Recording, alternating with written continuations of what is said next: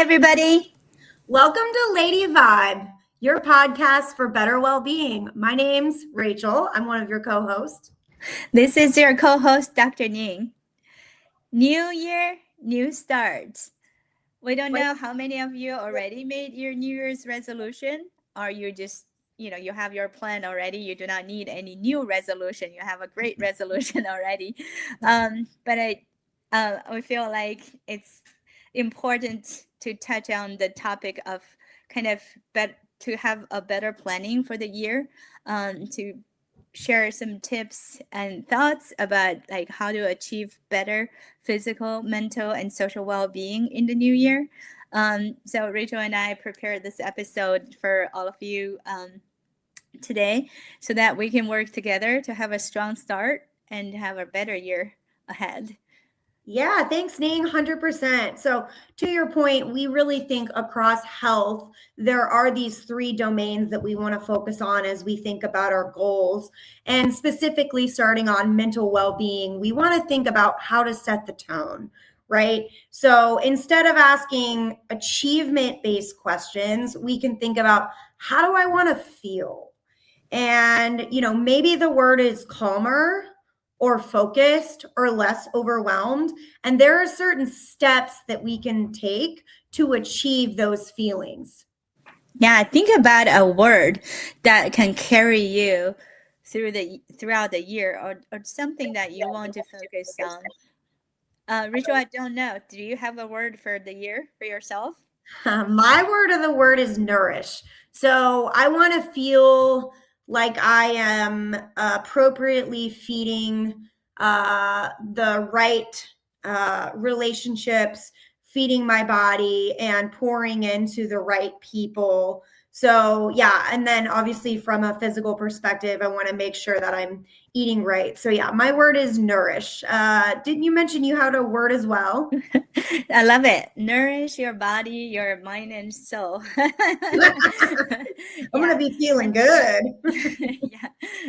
My word of the year is going to be perseverant. Okay. As I mentioned before and confessed before, I tried to kind of establish an exercise routine for all my life, but it never really happened, right? Last year, I started mid-year and I got to this point, right? I have been exercising as planned throughout the year. So I want to continue that commitment. And also, you and I started this podcast. Yeah. We really are hoping to make it bigger and better, and so that we can get the correct or the right message, health related message to broader audience. And we will be doing our part to be perseverant, be there every week to deliver at least one episode. So that's my word of the year. So we hope you can find a word that can help define your year as well, so that that's something that you can form other plans or activities around. So that may be helpful. So in the mental health part, how you feel and like your mental state really determines everything else, right? And then in this day and age, we just get so busy, and it's hardly, to get some time for our own ourselves. So one tip Rachel and I want to share is that to create a mental margin for yourself. Don't fill up every minute of your life with things, on your to-do list. Create that margin for you to be able to reset and recoup. Like for one day of the week, maybe you don't have plan any obligations for yourself, and maybe set aside like 10-15 minutes a day before going to bed, or after dinner, just for yourself to reset, and to kind of focus on yourself, how you feel. Yeah, I like that. I think, the times that I'm the most happiest are the times that I'm able to, fully be present. And then I think that, creating this mental margin is a big part of how to sort of achieve, more well-developed mindset, because you're able to be, not only are you able to be more present, but you're able to be more strategic and thoughtful in, the people and the companies and the investments that you make across multiple areas of your life. Another, suggestion that we had thought would be helpful is to, normalize checking in, and knowing that, it is okay to ask yourself, how am I doing today? How do I build this mental margin? And you don't have to define success by a checklist. These checklists can often, we all like writing our list and, crossing it off. But, when I feel happiest is actually when I'm the most present and the most aware. And then, I think a good question to ask would be, what drained me this week, and how can I, work through that issue, or, sort of create a better boundary with whatever created that turmoil or drained me this coming week, right? So we're Yeah. actually making changes based on our own, sort of internal system. Yeah, and that ongoing check-in will help you identify issues and then adjust along the way, for those things that drains your energy and drains your positivity. Like you may want to, once you identify it, you may figure out ways to stay away from that, to reduce that kind of things next week, in the following weeks, right? So check on yourself, make sure that you're feeling good. I'm my one of my top my actually my top strength is achiever. So I constantly, have to plan things and try to, accomplish things, tasks make me feel good. But, when you constantly have that, have to do things and your nerves are kind of in the tension like all the time, it's just not good. Sometimes I do have like tension headache, like if Yeah, I'm like constant not giving myself a break to rest. So yeah. yeah, uh and I like that. another thing uh we want to share is that plan support, not just self-reliance. So identify things that help you um, to feel better and have a better like state of mental well-being. So whatever that makes you feel better, like coaching, journaling, meditation, exercise, like whatever makes you feel better, document those and rely on those support. And if you also, you're at a state that you need even more support, you may, find a counselor or therapist, whatever support mechanism you can use to kind of make yourself in a good state. That'll be good. Yeah, I like that. I think we can, think about that person who gives you energy, and, just being really super intentional with, it doesn't have to be a 3 hour lunch. It can be a 30-minute coffee. It can be, a 15-minute phone call while you're driving, just to say, like, hey, this is how I'm feeling. Do you have feedback on this? Just so that you're able to sort of process and share how you're feeling. Yeah, and if you feel lonely, um, isolated, you Mhm. may want to reach out to your friends, or Yeah. if you don't have any good friends or close friends you can call to, you get like go into the community, like to participate in something that will, get you that communication or connection with people. You sometimes you may not realize how many people actually care about you, Mhm. and they want to know how you're doing and want to be there for you. So don't try to isolate yourself um, from the world. I know it's hard sometimes, but reach out. if you want to talk. Yeah, I agree with that. The other category that Ning and I had talked about, which all of you are familiar with, is your physical well-being. So, a lot of people start the year with I'm going to go to the gym X amount of times, or I'm going to lose X amount of pounds. I still have that goal. Right.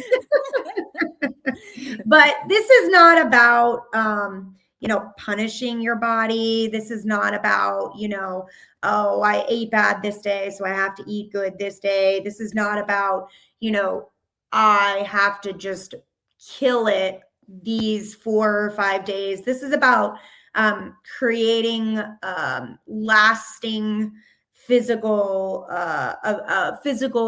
plan, physical exercise plan that's sustainable. So, I am on Zoom calls a good bit of the day. And, one thing I know that I can do is I can do, 20, 30 minute calls, or I'm sorry, 20, 30 minute walks while I'm on a call, or I can do 20, 30 minute walk at lunch, right? And so it's really building on your current schedule that you already have and being creative to, sort of tag in physical exercise and activity with, how your schedule's already designed.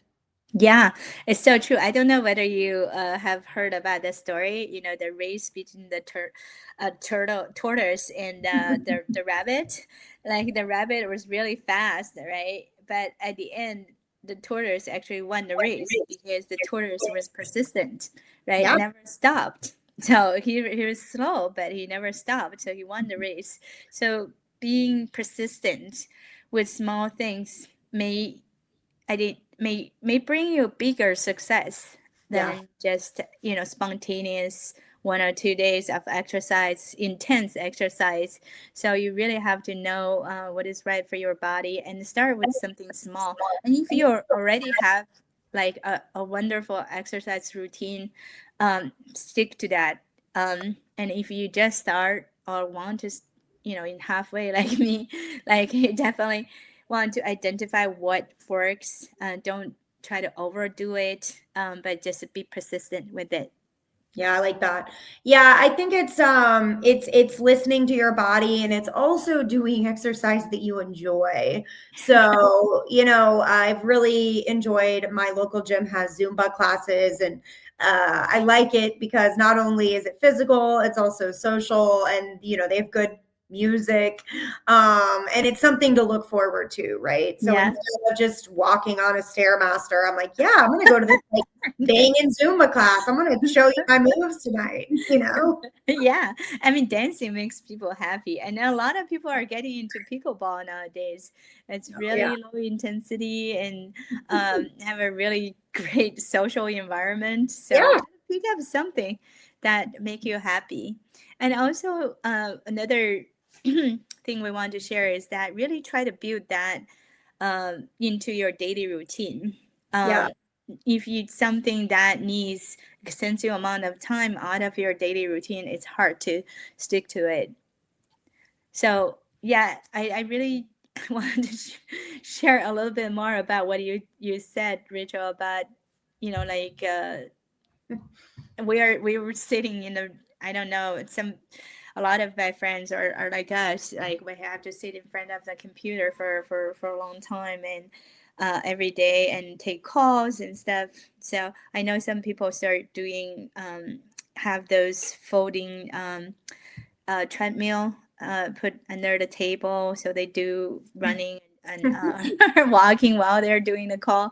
Yeah. But at the minimum, like you need to stand up for at least 5 minutes or 3 minutes, like every hour or every 15 minutes to Yeah. kind of change the posture so that you can um, you can, that little movement will help your prevent like neck pain and also lower back pain. um, you may not even do like really strong, like difficult exercise. Just stand up and walk around. If you have weights, you can do some squats and stuff, but just remember to stand up every hour. I like that. I think that's good. And I think it's, I'm in a little bit of a transition season right now. And it's, I have historically done 4 or 5 workouts a week, and I'm going through some. I'm having some changes that we'll talk about in the next month, but with these changes I'm having to modify the amount of I'm having to modify my expectations on what I should and should not be doing. And so I think it's very important to modify what you do physically based on the season that you're in. And instead of saying, why can't I do this? Why can't I do this? It's what does my body need? And in true form with my Nourish word, what my body needs is a little bit more slowness than usual. And so it's me coming to terms with that, accepting it, and then thinking about ways to still creatively get movement, but realizing that it may not be the same as it's been in the past. Yeah, that's just so important to know your seasons, the changes with your body. I took a look at the statistics of our followers, and actually we have kind of 20 to 30% are in the 35 to 45 age range, and then we have similar percentage in the 45 to 55 range, and Yeah. go all the way actually to like 75 and above. So we are all in different stage of our life, and the hormone and the body, like all in different states. So we really have to respect that, know our seasons, and do what is appropriate for that age, and for how we feel. Some people like can still run marathon at 80 years old, but not everybody is like that. So you really have to know your limit and how you feel. So even just from day to day, right? One day we feel like really energized. I can do like 2 hours of weight training, and one day like I'm just feeling lazy, right? Like I Yeah. just feel tired. Then Yeah. you rest, right? Like really do whatever makes you feel good. Don't try to push too hard. Not everybody is a marathon runner, and not everybody can do like 200 pounds of lifting, like so. Yeah, and foremost important, try to avoid injury. So Yeah. sometimes 100%. when you are not there, like mentally, physically not there, and then you try to do the same amount of exercise, that can actually cause injuries. I like that. So I have a triple header, triple dipper. Is that how we're going to say it? So not only can you do exercise, but you can tie exercise into social connection, which is our third area of focus for health planning in 2026. And for social connection, it's so important to make sure that you are having people in your life that are, you pour into them and they pour into you. And so I know there's always situations where we are, let's just call it the stronger person, or we're, further along in a certain area. But it's also important to have other people fill your cup back up, and to be able to speak life into, what you're going through, to make those friendships. Make sure you have a few of those friendships that are collaborative and life-giving. Yeah, mutually nourishing and supportive. Yeah, yeah. Yeah, so I, I, I don't know. I watched several movies about like lonely people. Like it's astonishing. I think the statistics also show that a like really high percentage, I forgot the specifics, of people feel lonely, and especially adults who don't have kids. Then you don't have and you work at home, and you don't really have the venue to like communicate with people. Sometimes my kids complain like, "Mom, stop doing so much chit chat," because I work at home. I don't get to see real people like Yeah, that often. yeah. So when I see one, I want to talk, right? Like, Like, hey, come here. Let me tell you what's going on with me over here. so yeah, one of the goals of our Lady Vibe podcast this year is to help build like deep and real connections between people, between our followers and audiences. So Rachel and I will try to create that venue for our followers in the coming month. Um, and in your day-to-day life, we really hope that you can create that social network that can support you in all around, like have quality connections um, that can really help you when you are in difficulty or just day to day, to be the emotional support for you. Yeah, I like that. And I think for me, like I tend to be what's the word?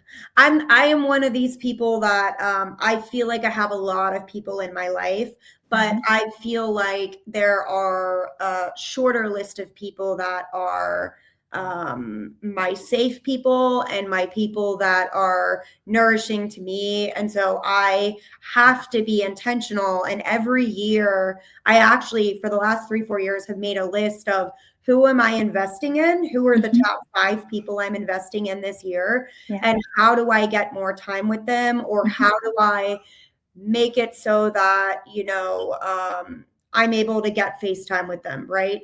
Or if it's family that lives far away, how do I schedule a weekly phone call, right? Maybe it's every Sunday night. So Mhm. I would just encourage our listeners to think through, a lot of times we can be so reactive, like, sure, I'll take coffee with this person, but is that person really going to be an investment for you? Yeah. And time is limited, right? Life gets busy. So I like the word intentional. Yeah. So make that that kind of connection intentional. And and overall you want it to be nourishing to you, and also you want to be there for that person as well uh, when they need. So yeah. Yeah, yeah, and I think that, like, having that emotional bandwidth and that emotional margin, like you talked about, is so important so that you do have time throughout your day to, do a quick little check-in with those people that are your investments. Yeah, and then that leads to another tip. Focus on prioritize quantity, Mhm. prioritize quality over quantity, Yeah, right? You may know 1,000 people on Facebook, but how many of them you can call yeah, when yeah, you're feeling low, or when you yeah, have a punctured tire, you need help, right? yeah, Like those are real friends. Or when you are like bankrupt, someone will lend you money, like or like trying to find a job opportunity for you. Those are real friends that you really want to invest in.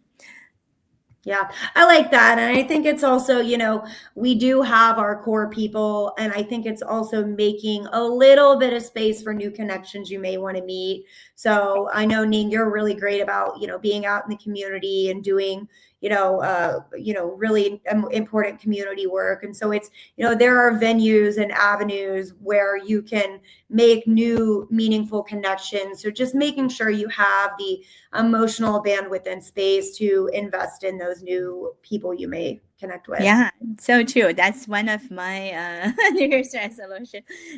There are some friends, we know each other for a while, but I don't really feel like I know them that well. Like, we just never had the opportunity to really get to know each other better. So Mhm. I made it. I want to make the intention to have a deeper connection with some of those friends. Yeah, So yeah, yesterday I reached out to a long term acquaintance, and we had a walk together. So we really had a great time chatting through, and I got to know what's going on with her life, and she got to know what's going on with my life. So yeah, the one sometimes you just have to be a little bit of intentional and proactive, and be the person to reach out, because people are busy, and sometimes they were afraid, a lot, most people like are afraid to take that first step, like to yeah, to be the person who reach out. So yeah, for people you really like, you really think like they're like-minded people, reach out, and you may create new legendary friendship. I love that word legendary. That's awesome. Yeah. Yeah. Yeah. I think it's also, where do people like me gather and thinking through, where can I meet somebody that's in the same life stage as me that can, console me or is going through the same things or, can provide that support. So I really like that suggestion of thinking through where can I connect with those individuals that are like-minded, or where can I connect with those individuals that will challenge me, right? Which is how we Right. Uh-huh. grow. Yeah. So yeah. And I'm really like deeply interested in people. I feel like everybody has something special. Like I like talking to strangers, like when I travel and stuff. And every time I get to know something like interesting. Like uh yeah, just try to make that, keep that quality connections, Yeah. and try to say create some room for building new connections. So we really hope everybody can have a strong start and a better new year, with better physical, mental, and social well-being. Yeah, I like that. And I think it's, keeping it simple, focus on that. We talked about our word for the year, but it's what are the intentions across physical, mental, and social well being that align to that goal?